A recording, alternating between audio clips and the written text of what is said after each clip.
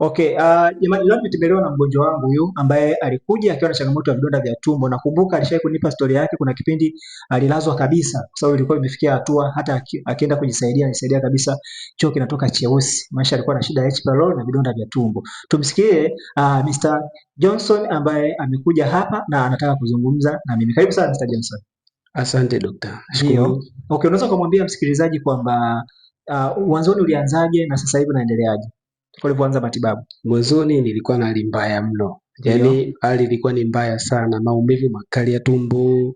Kama unavyojua mtu mwenye madonda ya tumbo, tumbo Oh, linawaka moto, kwa hiyo I lilikuwa see. linawaka ni hatari. I see, Alafu pole. nilikuwa nikishikaa muda mrefu sijakula chakula, nilikuwa Mm, napata shida kwelikweli. I see. Lakini pia ilifikia hatua kiungulia ambacho nilikuwa napata kilikuwa kinanikera, I kilikuwa see. kikali, Hiyo ni kinaninyima asidi, raha ilikuwa asidi kabisa. reflux.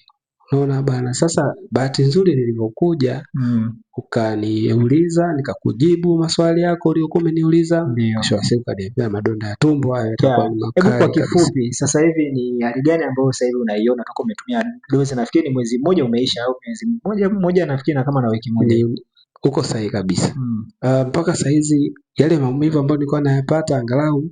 yamepungua kwa kiwango kikubwa sana. Wow. Kwa hiyo ninaamini huko ninakoelekea kama ulivyonielekeza Ndio. nitaenda kupona kabisa, kwa sababu Wow. matokeo niliyoyapata ni mazuri. Yeah, naona siku ile ulikuja macho mekundu, sasa hivi macho meupe kabisa. Yani hapo inaonyesha kabisa mabadiliko niliyoyapata.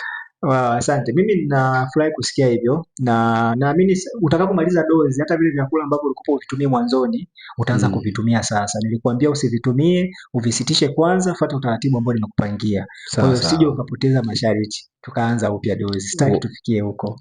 Na mimi nimezingatia kabisa hiyo kwa sababu nilikotoka Mm. ni hatari sana. Wow, asante jamani. Huyu ni mgonjwa wangu kwa shida ya madonda ya tumbo, nadhani umemsikia. Namba zangu ziko kwenye bio. Nitafute nitakusaidia.